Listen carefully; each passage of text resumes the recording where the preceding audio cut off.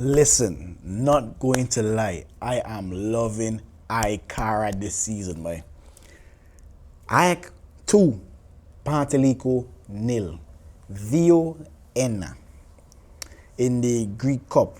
Apparently, the Greek Cup is now actually noticed that the Greek Cup have like a new format. Let me go through it, right? So basically, it's like the league phase. So 20 teams enter this phase. The top 8 teams from last season Super League 1 plus the teams qualified from the qualifying round.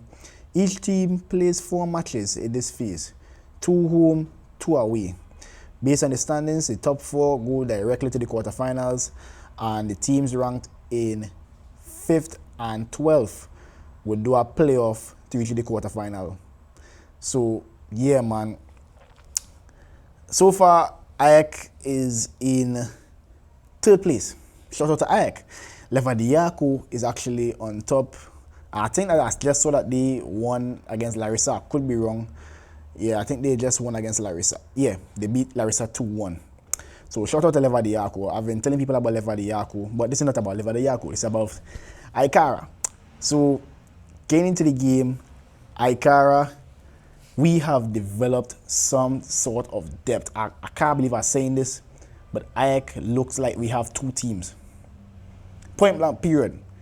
It seems as though we have every bandage for every cut that we had last season right now. We have ample midfielders.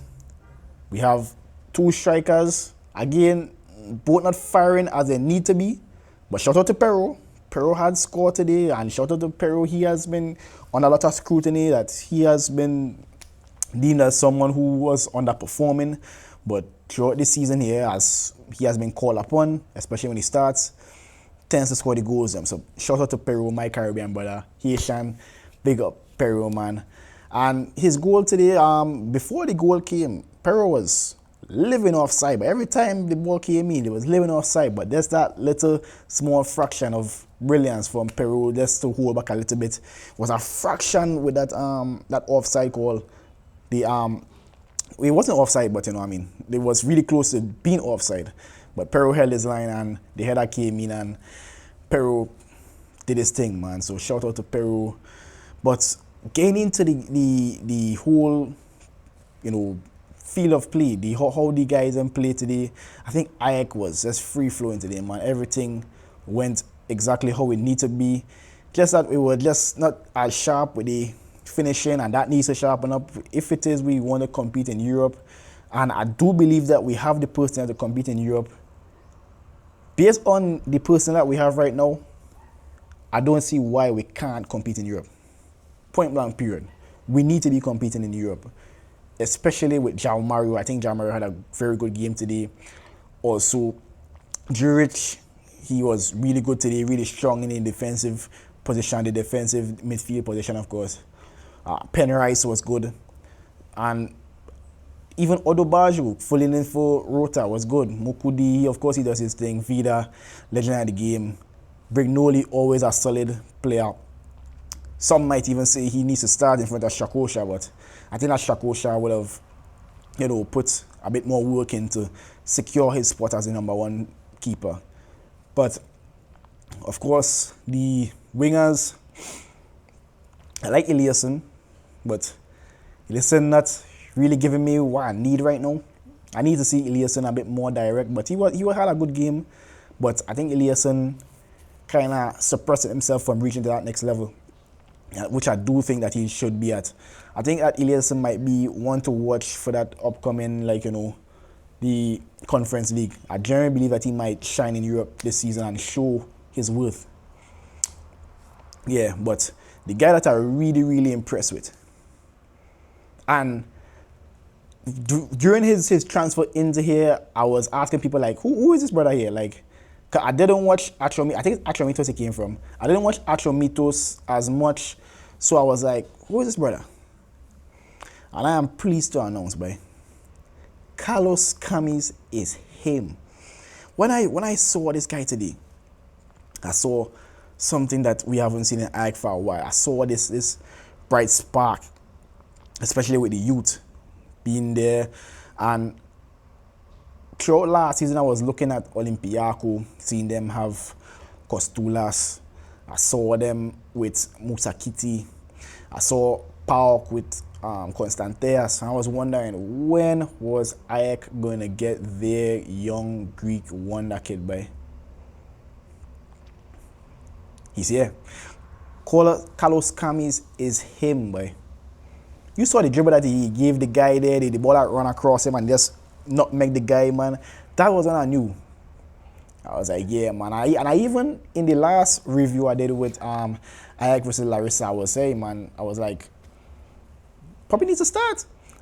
I haven't seen sharpness like this in the midfield in a while. Of course, Mandalos, them amazing players, but they're getting down in that age, and you know we can't be stressing on Mandalos, who is like 34, to be running the midfield every single game. So Carlos Kamis in that composition just might be very important for this upcoming season here.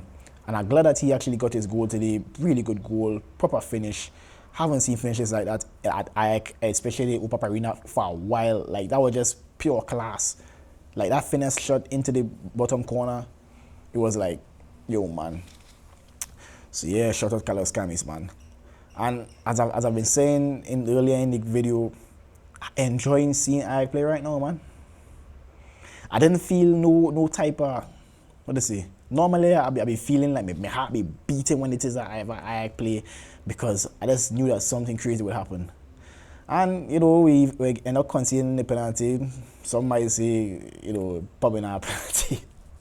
But I don't like to get involved with the referees, but yeah, the referee in the Super League Greece needs to be sorted out, man. Needs to be sorted out, man. And I know there's a lot of hidden agenda behind the referees, according to the conspiracies, but you know, I ain't want to get into that. But yeah, do better, referees. Do better. But yeah, I genuinely enjoyed AEK today, man, and made this be the stepping stone for us reaching to where we need to be, by. I saw a lot of AEK fans saying that, you know, trouble on. And I'm starting to feel it a bit. I ain't there as yet, but I'm starting to feel like I could finally see AEK lift a trophy. I've been dying to see it. I've been an AEK fan for 3 years, and you know, the first year we bottled it.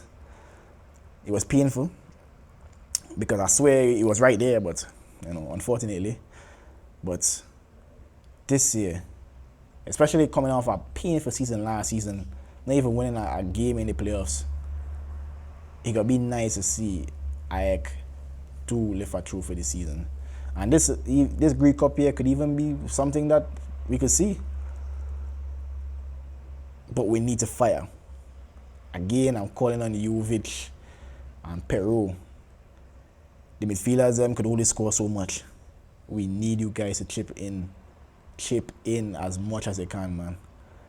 Peru, he did his thing today, but Jovic, we need to see some more, man. Get on that score sheet as much as possible. But again, if this is your AEK fan, make sure to leave a like, share, and subscribe. Press the notification bell so you don't miss any more AEK content from me. Mono Bombokla AEK, bye.